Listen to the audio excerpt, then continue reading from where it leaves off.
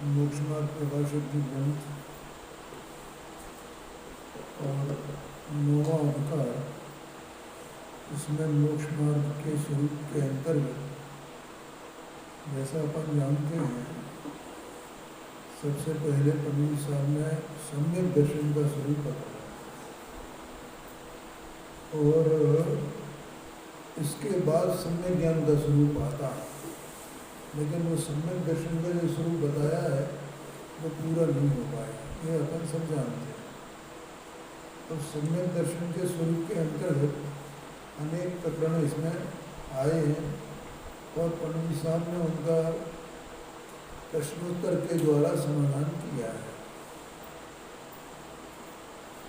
अब यहाँ पर सम्यक्त के भेद, ये विषय चल रहा है।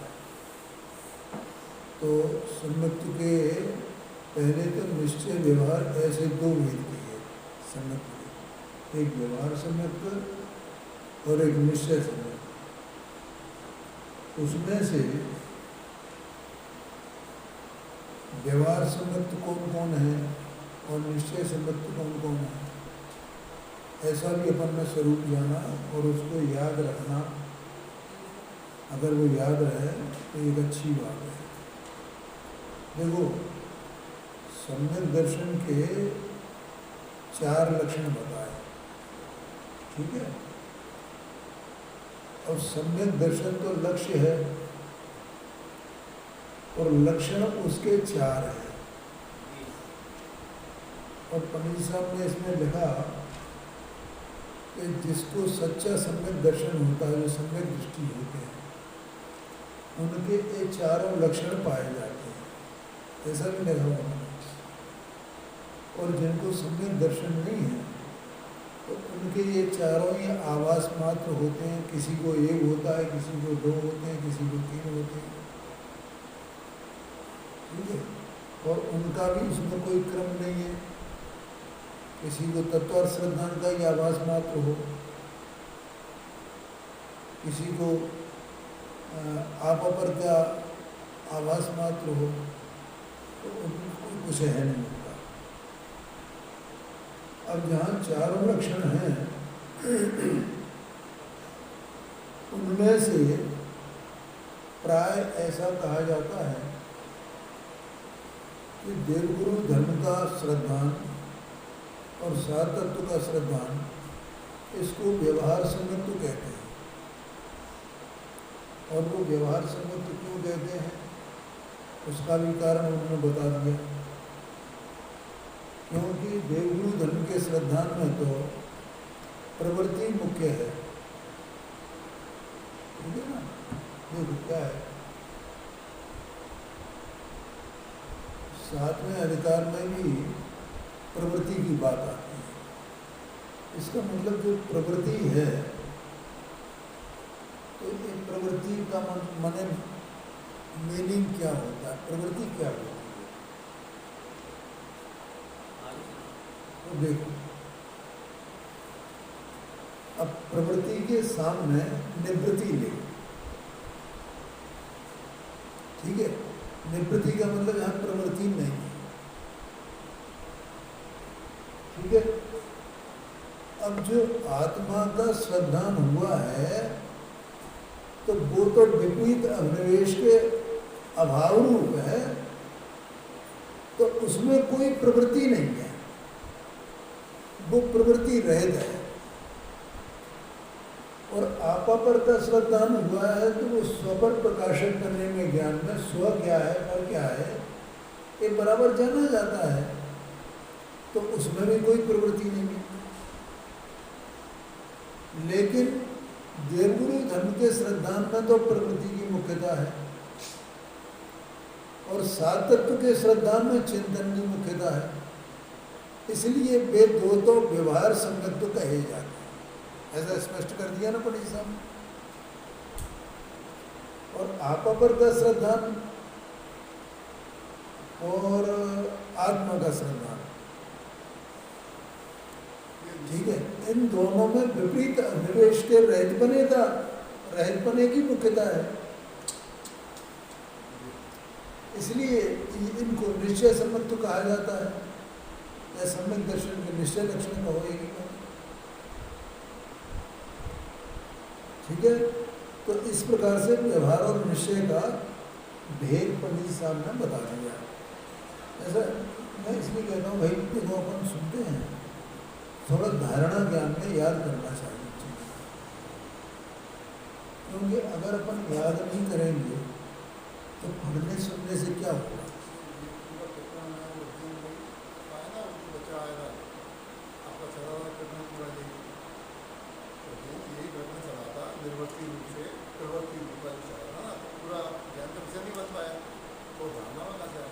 कोई बात नहीं, आपकी नहीं कह रहा हूँ मैं। आज ये क्लियर हुआ है। हाँ कि वो निर्वृत्ति और निर्वृत्ति से उसको घटा के हाँ ना। हाँ, क्योंकि क्या है, प्रवृत्ति और निवृत्ति माने क्या। देखो ये सिद्ध भगवान है, तो सिद्ध भगवान पूरी तरह निवृत्त है, उनके प्रवृत्ति नहीं है। क्योंकि निवृत्ति का मतलब क्या है, जो वस्तु पे है सो वैसी की वैसी रह गए हैं, उस वस्तु स्वरूप ही रह गए हैं ना वे।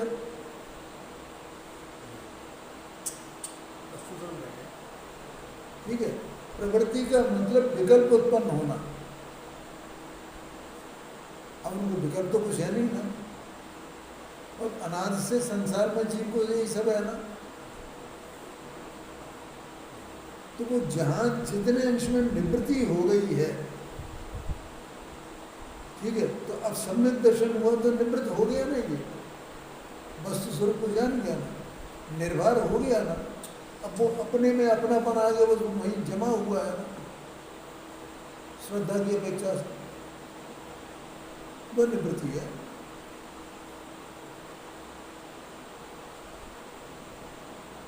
वो वस्तु उस रूप से हो गई ना, परिणम गई ना, बस अपने स्वभाव रूप वस्तु परिणम गई, निवृत्त हो गई।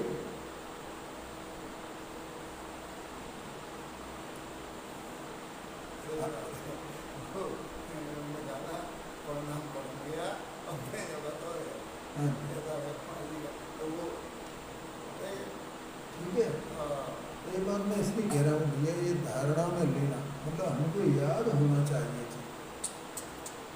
मैं अगर आपकी तरफ से नहीं कह रहा हूँ, एक जनरल बात है सबको। क्योंकि अष्टपहड़ में एक गाथा है, बहुत जोरदार गाथा है, पढ़िएण विकिम कीरे किंबा सुनिएण भाव रहिएण। और पढ़ने से क्या होएगा और सुनने से भी क्या होएगा। तो भाव तो हुआ ही नहीं, भाव माने परिणमन, तो परिणमन तो अपना होना चाहिए ना। तो धारणा बनना, उसकी धारणा ज्ञान में आ जाना, ये भी एक परिणमन है। हमने पढ़ लिया और सुन लिया, लेकिन माँ का वही रहे। ये बात है। हाँ जी, ठीक है, इसलिए मैं कहता हूँ कि अपन इतना पढ़ते हैं तो उसको एक बार पढ़ करके, सुन करके, याद करके कि क्या हमने सुना, क्या पढ़ा। तो इस प्रकार से वो दो भेद बता दिए, निश्चय होगा। ठीक है, और फिर एक प्रश्न और ये आया था, तो ये वो सम्यक दर्शन तो आत्मा ही है, ऐसा भी आता है, और उसको, और इसी का नाम विषय सम्यक कि उपाधि से व्यवहार है, ऐसा भी आता था। तो आत्मा ही सम्यक दर्शन क्यों है, सम्यक दर्शन आत्मा ही क्यों है, इसकी भी चर्चा हो गई। यही बात है ना, बस क्यों सम्यक दर्शन, मैं पहले से कहता आया हूँ कि आत्मा का गुण है। क्या है? गुण। गुण माने स्वभाव है। कल ज्ञान का उदाहरण दिया था परसों मैंने, जैसे ज्ञान आत्मा का स्वभाव है तो ज्ञान का परिणमन है। तो जो परिणमन है ज्ञान का, तो वो आत्मा का ही तो है, आत्मा ही तो है वो। तो इस अपेक्षा से, इस प्रकार से वो सम्यक दर्शन आत्मा ही है, बाकी सब व्यवहार है। तो आत्मा का श्रद्धान तो ये भेद कर दिया ना, इसलिए वो व्यवहार हो गया। आत्मा ही सम्यक दर्शन है, ज्ञान ही आत्मा है, आत्मा ज्ञान ही है। उसी तरह से और उसके बाद यहाँ ये आत्मानुशासन में जो 10 भेद कहे हैं वो बताए थे, और ये निमित्त की अपेक्षा से हैं। और इसमें ये अंतिम पैरा यहाँ इसी पेज पर 332 पेज पर 332 पेज पर अंतिम पैरा। इस प्रकार 8 भेद तो कारण अपेक्षा किए, माने निमित्त की अपेक्षा किए। ठीक है, कौन से 8 भेद? आज्ञा सम्यत्व, मार्ग सम्यत्व, उपदेश सम्यत्व, सूत्र सम्यत्व, बीज सम्यत्व, संक्षेप सम्यत्व, विस्तार सम्यत्व, अर्थ सम्यत्व। इतने हो गए ना 8। अब उसके आगे कहते हैं, अब 2 प्रकार के और कहते हैं। इस प्रकार 8 भेद तो कारण अपेक्षा किए तथा श्रुत केवली के जो तत्व श्रद्धान है उसे अवगाढ़ सम्यत्व कहते हैं। श्रुत केवली माने जो द्वादशांग के पाठी होते हैं वे श्रुत केवली होते हैं। गणधर है ना, वे श्रुत केवली है। और गणधरों के बाद भी भगवान महावीर स्वामी के बाद, गणधरों के बाद भी अपने यहाँ मुनि दशा वाले 5 श्रुत केवली हुए। ठीक है, तो उसमें 5 नाम मुझे याद नहीं है, एक आध नाम याद है। नहीं, उसमें एक तो गोवर्धन नाम है,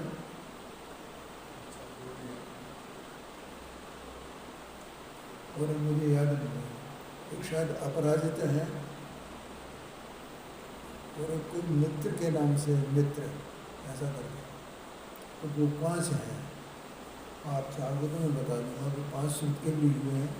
उसके बाद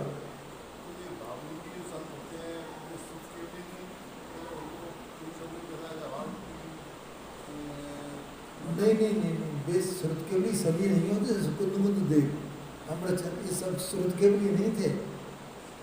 श्रुत के भी में कंडीशन ये है कि वो 12 अंग का ज्ञाता हुए। तो 5 श्रुत केवलियों के बाद फिर कुछ जैसे अब कम अंगों के ज्ञाता हुए। कोई 10 अंगों, वो 11 अंगों के ज्ञाता हुए, कोई 10 अंगों के ज्ञाता, और घटते घटते वो क्षोभसम घटता गया ना। 12 अंग के ज्ञान वो तो क्षोभसम की दशा है। तो वो घटते गए। अब घटते गए तो उसमें से कोई 1-2 अंग के ज्ञाता रह गए, ऐसा विवरण आता है। और उनमें भी फिर अंग भी छूट गए, फिर केवल पूर्वों के ही ज्ञाता रहे। पूर्व में भी फिर वो भी, और भी 14 पूर्व होते हैं ना, उनमें भी और भी धीरे धीरे कम, फिर 1 आध पूर्व के ज्ञाता रहे। तो ये सब जो 12 अंग के ज्ञाता नहीं थे वे श्रुत के लिए नहीं माने गए। अब जैसे कुंद देव के बारे में है, तो ऐसा समय सारजी शास्त्र में जो पहली गाथा है ना मंगलाचरण की, बंधुत्व सब प्रसिद्ध है, तो उस गाथा के भावार्थ में पंडित जयचंद जी साहब ने कुछ टिप्पणी की है भावार्थ में, कि उनको जो है पूर्व के किसी माने अपूर्व के अंतर्गत कई अधिकार हैं, एक पूर्व के अंदर, तो उस पूर्व के किसी कोई एक ज्ञान अधिकार था उसका, उस ज्ञान अधिकार का भी कुछ एक अंश था जिसका उन्हें ज्ञान था कुंद को। इतना कम ज्ञान हो गया। अब इतना कम ज्ञान वाला ऐसा होएगा कि उन्होंने 84 पावड़ों की रचना करी, है, तो भैया जो अंग पूर्व के ज्ञाता हैं उनकी क्या होगी, और जो फिर वो द्वादशांग की ज्ञाता हैं उनकी क्या दशा होगी, कैसे होंगे वे? हम ये समझते थे कि जब सुख और भाव सुख, हाँ जी, तो उस हिसाब से जो 3-24 बताया गया भाव में जो कुछ नहीं ऐसे भावश्रुत ज्ञान उनको होता है ये बात अलग है, लेकिन वे श्रुत केवली नहीं कहेगा। हाँ जी, अब जैसे सौधर्मेंद्र होता है ना, वो श्रुत केवली है, क्योंकि द्वादशांग का ज्ञाता होता है। सम्यक दृष्टि तो होता ही है, क्षायक सम्यक दृष्टि एक भवावता है। जो 4 ज्ञान के धारी होते हैं, जो 4 ज्ञान के धारी होते हैं वो गणधर वे श्रुत केवली होते हैं, वे भी श्रुत केवली है ऐसे। और जो गणधर नहीं है वे भी कोई श्रुत केवली हो सकते हैं, जैसे मैंने बताया 5 नाम ऐसा है। खैर, तो अब यहाँ कह रहे हैं कि श्रुत केवली के जो तत्व श्रद्धान है उसे अवगाढ़ सम्यक कहते हैं। केवल ज्ञानी के जो तत्व श्रद्धान है, अब केवल ज्ञानी श्रुत केवली दो रह गए, उसको परमाणुगाढ़ सम्यक कहते हैं। ऐसे दो भेद ज्ञान के सहकारी पने की अपेक्षा की है। ठीक है, ज्ञान की अपेक्षा माने एक तो केवल ज्ञानी है और एक श्रुत केवली है, इसलिए दो भेद ये पड़े हैं, ऐसा समझ ज्ञान के सहकारी पने। हाँ, वो तो घटता जाएगा, घटता जाएगा जितना, वो सब चीज़ें घटती हैं। शरीर की ऊंचा भी घट रही है कि नहीं घट रही है, शोभसम भी घट रहा है, और कसाएं बढ़ रही हैं। आज से आप मतलब 100 साल पहले के आदमी को, 70-80 साल पहले के आदमी को देखो, कितनी सरल परिणति होती थी, कोई छल कपट नहीं थे, कितने अपराध होते होंगे, और आज कितना छल कपट, कितने अपराध हैं। इसका मतलब कसाई बढ़ रही है ना, उत्तरोत्तर बढ़ती जाएगी। उस समय यद्यपि राजाओं के राज्य थे, लेकिन राजा भी कैसे हुआ करते थे, न्यायवान हुआ करते थे। और आज राजाओं को देख लो क्या हो रहा, सब भ्रष्ट हैं एक तरफ से, चाहे वो भाजपा वाले हों चाहे कोई भी हो, सब एक तरफ से भ्रष्ट है।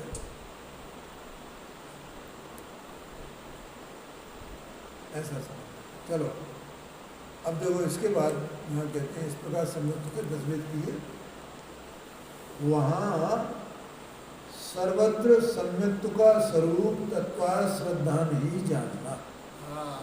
ये मूल बात है। हाँ जी, इसलिए यहाँ तत्व श्रद्धान का नाम लिया पर निजाम देखो, श्रुत केवली के भी तत्व श्रद्धान, केवल ज्ञान के भी तत्व श्रद्धान। हमें तत्व श्रद्धान ऐसे ही लगता है कोई ऐसी, केवल ज्ञानी की भी तत्व श्रद्धान है और श्रुत केवली भी तत्व श्रद्धान है।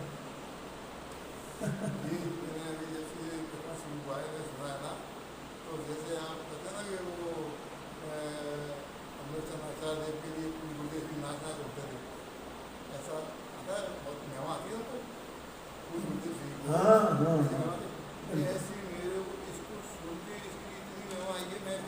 हाँ जी, ये कंप्लीट हो गया ना, आनी चाहिए, काम हो गया। बिल्कुल है, ऐसी बात है। तो वहाँ सर्वत्र सम्यक्त्व का स्वरूप तत्वार्थ श्रद्धान ही जानना, माने अगर सम्यक दर्शन किसी को है तो उसे तत्वार्थ श्रद्धान होना ही चाहिए कंपल्सरी। वो तत्वार्थ श्रद्धान को बाहर निकाल करके मैं तो सम्यक में तो आत्मा का श्रद्धान मुझे है ना, वो सत्य श्रद्धानी नहीं है, इसलिए कहा बनी साहब ने कोई के आत्मा, हमें तो आत्मा का श्रद्धान है, मैं तो आपा पर का श्रद्धान है, ये सब बातें हो गई है ना पहले, तो सब झूठी बात है। हाँ, क्योंकि वे तत्व सब आप ही हैं, अपनी ही परिणति में वे तत्व हैं, कहीं बाहर नहीं है। शास्त्र में वे तत्व नहीं है। आत्मा का शब्द अकेला नहीं होगा, वो तो साधक तत्व का होगा, तभी आत्मा का माना जाएगा। नहीं, आत्मा में किया, लेकिन वे प्रकट कहाँ होते हैं? अपने ही ज्ञान, अपना द्रव्य है कि नहीं? तो अपना जो द्रव्य है, तो आप जीव है कि नहीं है? और आप जो है, जब जीव है तो अपने ज्ञान में अपने को जाने जीव, और जो आप नहीं है उसको भी जाने ना, ऐसा ही उसके भी तत्पने को जाने ना, और अपने भी तत्पने को जाने ना। सत्तावान वस्तु है ना, उसको तत्व नहीं जाने, अपने को उसको। और जब अपने को आप जाना है, तो अपने को आप जानने का फल क्या है? दो। एक तो अपने में आपको आप जाना है, तो अपने में अहम आना, और बाहर से अहम छूट जाना। ये बहुत बड़ी उपलब्धि है। पहली बात तो ये है, ठीक है। दूसरी, जो आप है नहीं, तो उसमें से इस जो पर हैं, उसमें से इसको विरति हुई क्या नहीं हुई? उदासीनता हुई क्या नहीं हुई? और नहीं हुई है तो ये दूसरी बात, ये दो होनी चाहिए, ठीक है। और इसी को समय जी शास्त्र में ज्ञान और वैराग्य की शक्ति कहा, संवर्ध का। अगर उसको सच्चा सदा नहीं हुआ है तो फिर वो उदासीनता होगी। हाँ जी। अपने में अगर ज्ञान की प्रशुद्धता हुई तो इसका मतलब वहाँ संवर प्रकट हुआ कि नहीं हुआ? तो संवर को जाना कि नहीं जाना? और संवर आश्रम के अभाव रूप में, तो आश्रम को जाना कि नहीं जाना? और आश्रम में भी रहा कि नहीं रहा? और उसका ज्ञान हुआ कि नहीं हुआ? क्या सत्ता सदा एक साथ प्रकट होता है। अरे भैया, तो वही तो मैं बता रहा हूँ।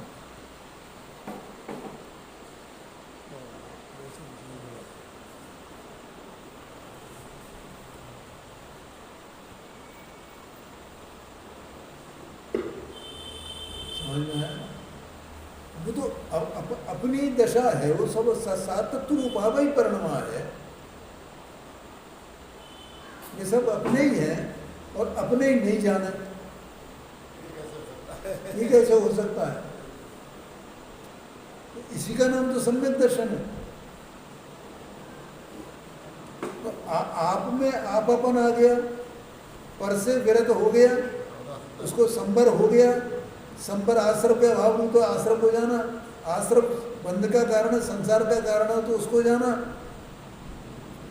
और उस संसार को अहित रूप जाना, बंध को अहित रूप जाना। मैं अभी तक क्यों बंधा हुआ? और बंध भाव मेरा क्या है? कि उसमें अटकाव था सब पूरे संसार में, था कि नहीं था? और अब वो अटकाव वो छूट रहा है। ये बात आप ही तो अटका था। कौन अटका था? हाँ जी, हाँ। अब जितना ज्ञान श्रद्धान हुआ है, उतने अंश में वो अटकाव छूटा कि नहीं छूटा? श्रद्धा की अपेक्षा से, आचरण की अपेक्षा से और छूटने वाला है। वो तो अपनी दशा है, और अपनी दशा को नहीं जाना है, तो फिर क्या जाना? तो सम्यक दर्शन का है वो नहीं था। हम तो आत्मा है, हम तो शुद्ध आत्मा है, हमें तो शुद्ध आत्मा का श्रद्धान है, बस हमें साथ तत्व कुछ नहीं चाहिए। ऐसा है। ये तो जो आवाज़ है, यही बात है। इसलिए पंडित साहब ने यहाँ कहा, वहाँ सर्वत्र सम्यक्त्व का स्वरूप तत्व श्रद्धान ही जानना, देखो ही लगाया, ये तत्व श्रद्धान है।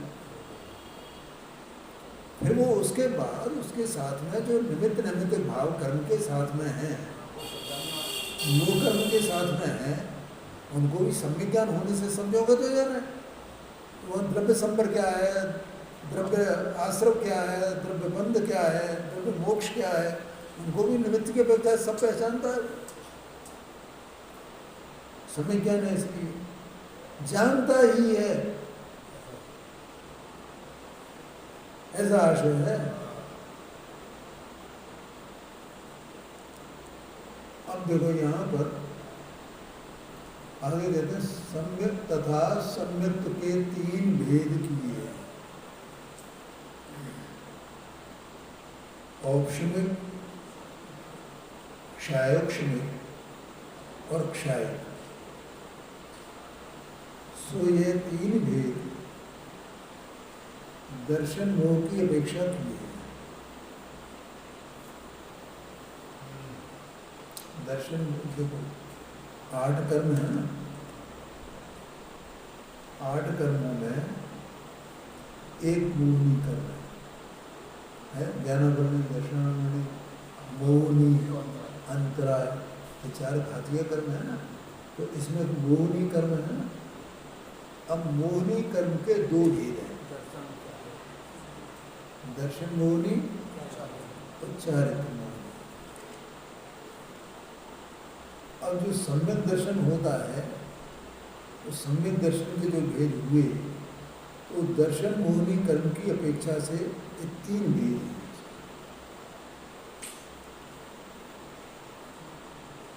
आगे समझ कैसे? ये जो दर्शन मोहनी कर्म है, जब जीव को सम्यक दर्शन होता है ना पहली बार, अनंत संसार में चलते चलते चलते चलते चलते चलते भटकते भटकते अनंत अनंत परावर्तन कीजिए, अनंत है, निगोद में रहा अनंत अनंत अनंत अनंत अनंत अनंत का। तो इसको कर्म का बंध था अनंत काल में। तो अनंत काल में उसे जब पहली बार सम्यक दर्शन होगा, ठीक है, तो वो सम्यक दर्शन जो हुआ है, तो वहाँ जो दर्शन मोहनी कर्म है ना, उसके अभाव पूर्वक होता है। दो द्रव्य हैं। दर्शन मोहनी कौन सा द्रव्य है? द्रव्य 6 द्रव्य में कौन सा द्रव्य है? उद्गल द्रव्य। और इधर जीव द्रव्य है। दर्शन मोहनी का जो अभाव होता है, तो वो पुद्गल का परिणाम हुआ, और जीव के मिथ्यात्व का अभाव होता है, वो जीव का परिणाम हुआ।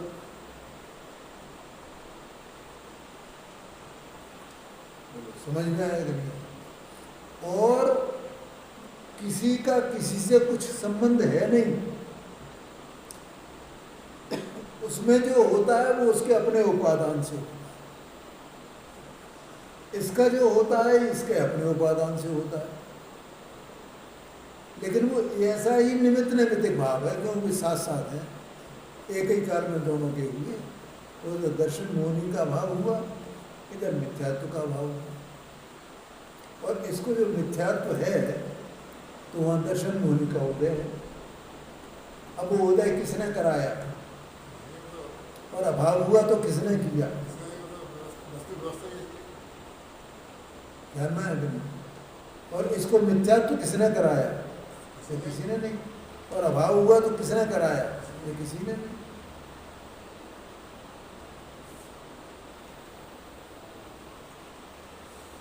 ये तो ठीक है, ठीक है। तो निमित्त कदम में जैसे इसको देवशास्त्र कारण बने, देवशास्त्र कारण बने, वो बात नहीं है। अभी वो बात नहीं है। देखो, वो बात भी अपन करेंगे, वो कोई बात नहीं है। लेकिन वो जो देवगुरु शास्त्र का, देवगुरु धर्म का जो स्वरूप उसने जाना है, तो वो भी सहज ही जान गया है ना। उसे कराया किसने?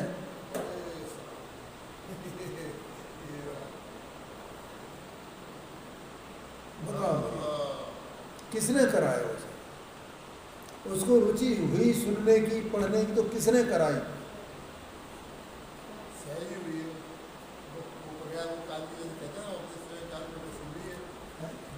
एक तो ऐसा मैंने अपन देखते ना, एक भक्त को ऐसा आता है, जय हो भगवान, जय हो भगवान, घंटे बजाए, रोज धारा है, और ये फलाना है ढंगे इतना, और ये ऊपर से सजा है, ऐसा समोशन। वो क्या कहते हैं, पांडुशिला, पांडुशिला में भगवान को विराजमान करके, और ये हो रहा है, वो हो रहा है। पर उस देव के स्वरूप का विचार ही नहीं है। किसने कराया उसे? सहज ही हो रहा है, करो करना। किसने करा? किसी ने रोका है उसे देव के स्वरूप को विचार करने से? और उसे देव के स्वरूप का उसे विचार आता ही नहीं है कि देव का है क्या है, सर्वज्ञता क्या है, वितरागता क्या है। और एक कुछ भी नहीं करता, वो आकर के भगवान के सामने वो उनके स्वरूप को देखता है। ये क्या है इनमें, ये देव क्यों है, क्या है इनकी विशेषता क्या है, ऐसा उसे विचार आया। मान लो कोई बिल्कुल एकदम XYZ बाहर का बिल्कुल वो जैन ही नहीं हो, एकदम यहाँ आए मंदिर में और वो भगवान की प्रतिमा देख करके, तो उसने बाहर में बहुत सारे देव देखे हैं और यहाँ आकर के भगवान की प्रतिमा देख करके उसे विचार आ गया। ऐसा विचार करने लगा कोई, तो किसने कराया उसे? सहज हुआ, उसकी योग ऐसी युक्ता से सहज होगा। वो गणेश प्रसाद जी वर्णी थे ना, तो मैंने बताया था ना, उनके घर के सामने जैन मंदिर था, जैसे इनके घर के सामने जैन मंदिर। और वे थे कुछ ब्राह्मण, असाटी ब्राह्मण जान कौन थे क्या थे वो, तो उनके यहाँ तो वो रामायण चलती थी, ठीक है। और बिल्कुल ज़्यादा उम्र नहीं थी उनकी, 10-12 साल की उम्र होगी। तो वहाँ शाम को जैसे अपन यहाँ स्वाध्याय कर रहे हैं ना, तो वहाँ स्वाध्याय चलता था जैन मंदिर में। और उस समय लाइटें वाइटें तो कुछ नहीं थी भैया, दीपक की रोशनी में, या मान लो ये पहले गांव में लोग जल्दी खाना खा लेते थे, दिन में खाना है, ठीक है, और उसके बाद फिर जल्दी मंदिर पहुंच जाते थे, तो सूर्यास्त हो उससे पहले स्वाध्याय कर लेते थे। ये व्यवस्था थी।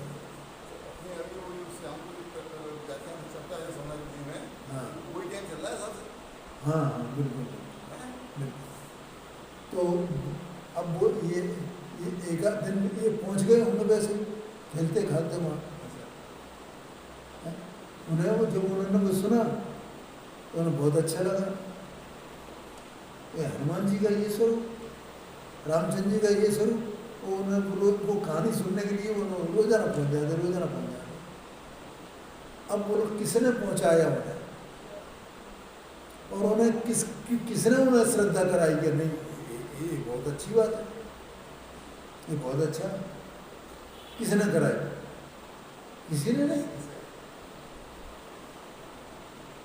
तो इस तरह द्रव्य है और द्रव्य का अपना स्वतंत्र परिणमन है, उसे कराए कौन?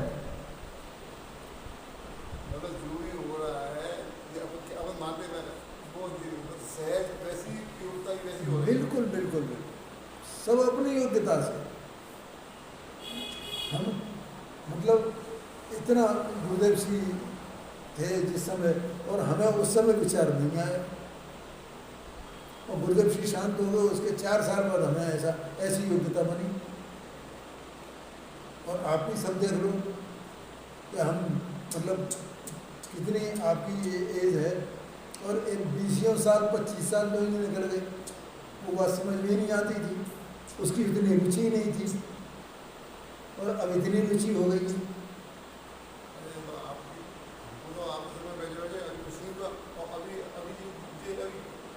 हाँ हाँ हाँ जी, कौन कराए, किसको क्या कराए? तो मुझे तो पता, जीव और इधर में पुद्गल का परिणाम, ये दोनों अपने अपने में परिणाम है, ठीक है। उनका काल एक है, इसलिए निमित्त नैमित्तिक भाव है, और जीव ने ही विकारी परिणाम करके अपने को भूल करके उस कर्म का बंध किया था, ऐसा व्यवहार से कहा जाता है ना।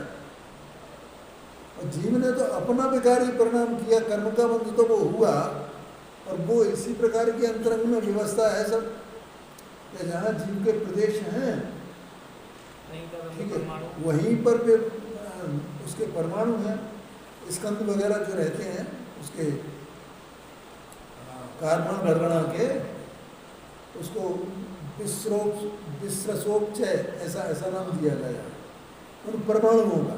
फिर वे परमाणु वहाँ जीव के परिणाम का निमित्त पा करके वे परमाणु कर्म रूप परिणित होते हैं और वे वहीं रहते हैं अंदर में। एक बात आप सुनिए, वे जड़ रूप है, उनमें ज्ञान नहीं है, फिर भी उनका निमित्त इस प्रकार का वर्णन ऐसा हो रहा है। तो आप मौसम वगैरह ये चलता है सब, तो इनको कोई ज्ञान है क्या? बरसात का मौसम आ जाता है, इनको ज्ञान है क्या? नहीं। अब यहाँ के लोग जो बहुत गर्मी में तब गए हैं, भैया अब थोड़ा सा उनको कृपा कर दें, इनके ऊपर वर्षा कर दें जरा। भोजन का ऑर्डर तो दिया था पंडित साहब ने, भोजन हाँ। करते हैं अपने आप। बिल्कुल। अब भोजन को कोई ज्ञान है, भोजन बचता है, भोजन अपन ने कर लिया, वो बच रहा है, हमें कोई लेने देना नहीं है उससे। मांस वाला मांस बन गया बड़ी रसीली चर्चा है, रसीली मतलब इसमें है ना बड़ा ये वस्तु व्यवस्था ऐसी है भाई।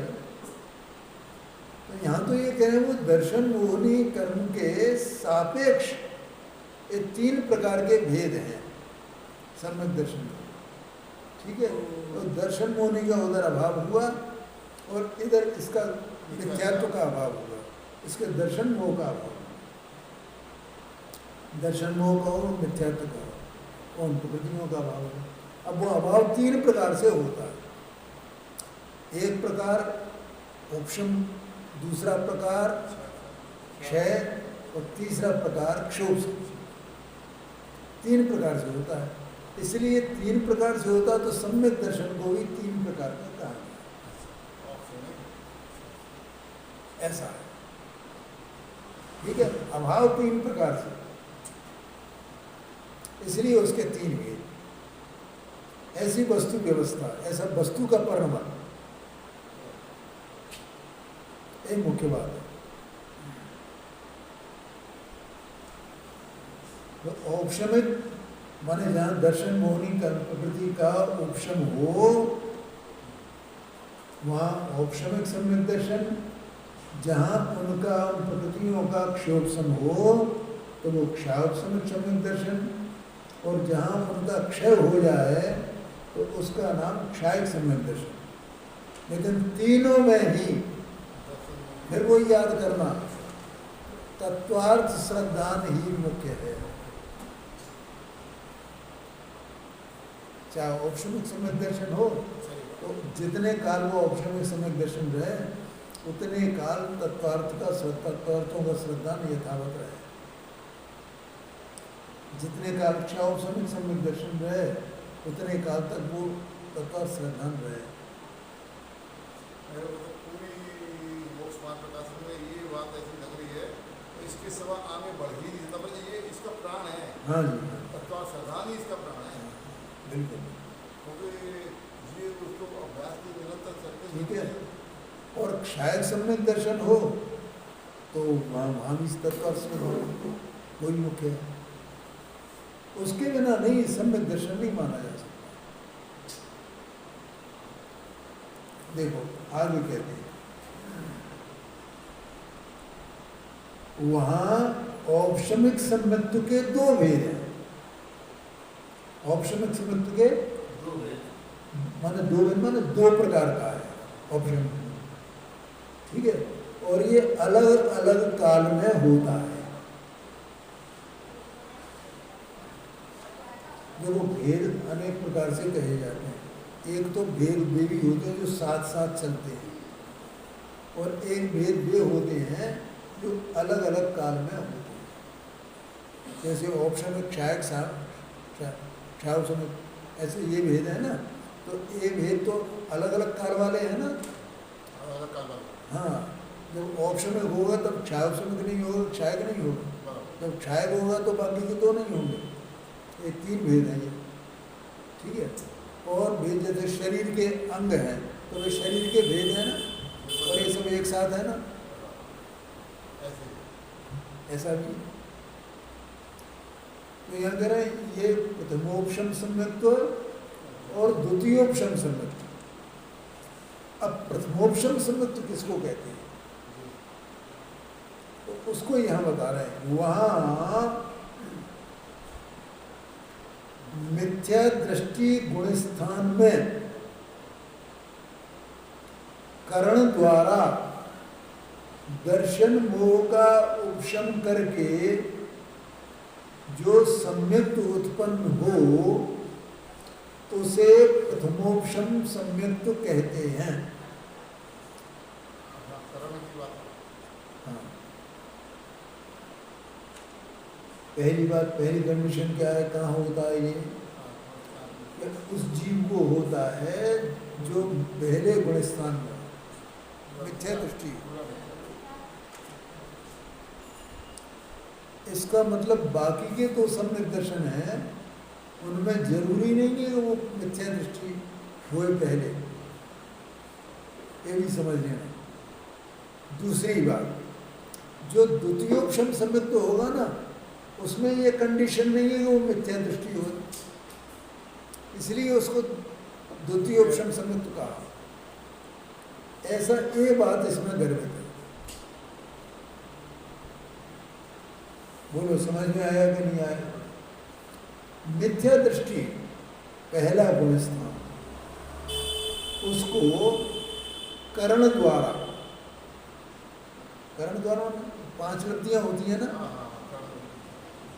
शोभसम लब्धि, विशुद्ध लब्धि, हाँ, देशना लब्धि, प्रायोग्य लब्धि, और उसके बाद आती है करण लब्धि। ये भी क्रम क्रम से होती है, और 5वीं लब्धि होती है तो वहाँ चारों लब्धि पहले से मौजूद रहती है। ठीक है। शोभसम लब्धि का मतलब क्या है?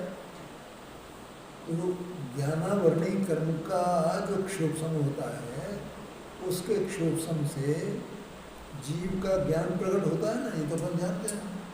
ये अनंत ज्ञान दर्शन स्वरूप वस्तु और इसका किंचित ज्ञान प्रकट पर्याय है।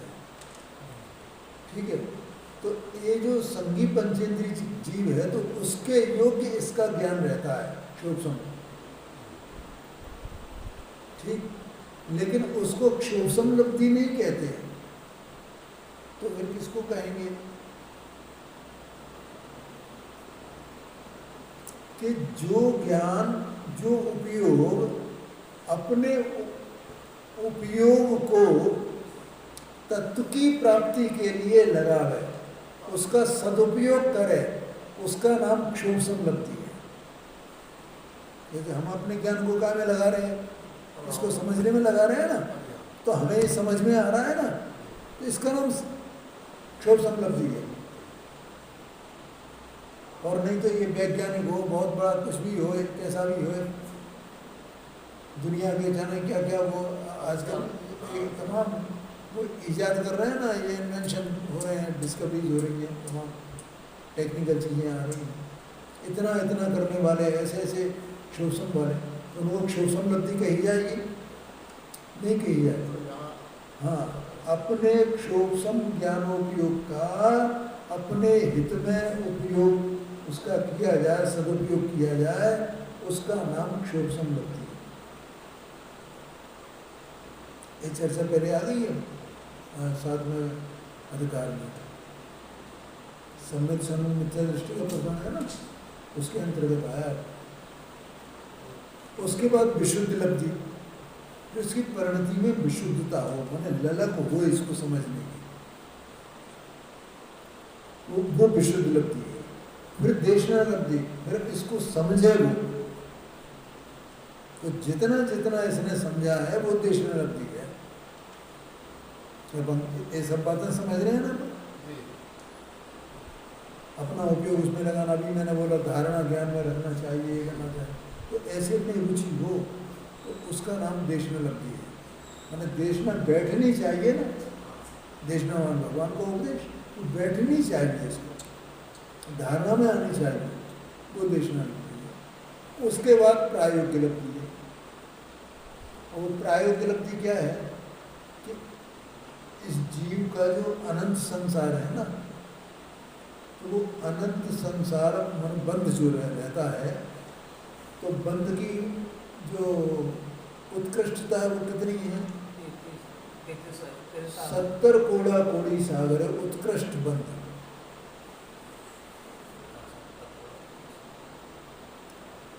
ठीक है। अब 70 कोड़ा कोड़ी का मतलब क्या होता है? कि अगर ऐसा बंध हो गया तो उसकी स्थिति 70 कोड़ा कोड़ी की सागर की हो जाएगी ना। उन्हें मिथ्यात्व पड़ गया, अब 70 कोड़ा कोड़ी सागर तक वो मिथ्यात्व उदय में आ रहा है, दर्शन मुनि कर्म का उदय आ रहा है, दर्शन मुनि कर्म का उदय, और ये मिथ्यात्व बना हुआ। बिल्कुल बिल्कुल बिल्कुल, फिर क्या होगा?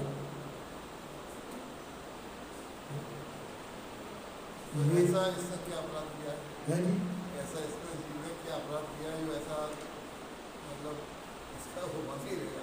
वो उसका वो जो अपराध है ना, वो तत्वर सूत्र के 6वें अध्याय में बताए गए। क्या क्या अपराध करता है, कौन कौन से अपराध से इसके कौन कौन से कर्मों का, उनकी प्रवृत्तियों का बंध होता है, आश्रय होता है, ये 6वें अधिकार में बताया है। वहाँ से पढ़ना बहुत इंटरेस्टिंग चीज़ है। हाँ जी हाँ हाँ जी हाँ, उसको पढ़े तो ये संसार से भयभीत हो जाएगा। वो मुझे ये सब कार्य नहीं करने हैं, अज्ञान दशा में कर रहा है।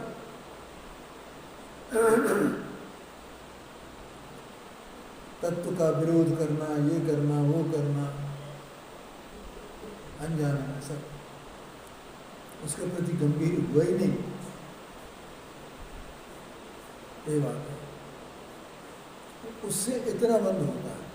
अब वो प्रायोगिक लब्धि में क्या होता है कि वो जो बंद और उसकी स्थिति है ना, वो अंतः कोड़ा कोड़ी सागर प्रमाण रह जाती है।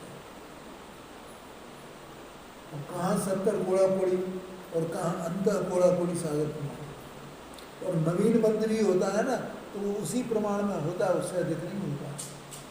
इसका नाम प्रायोगिक लब्धि है। अब इतनी पात्रता वाला जीव और कोई भव्य होए तो उसको फिर कर्ण लब्धि होती है।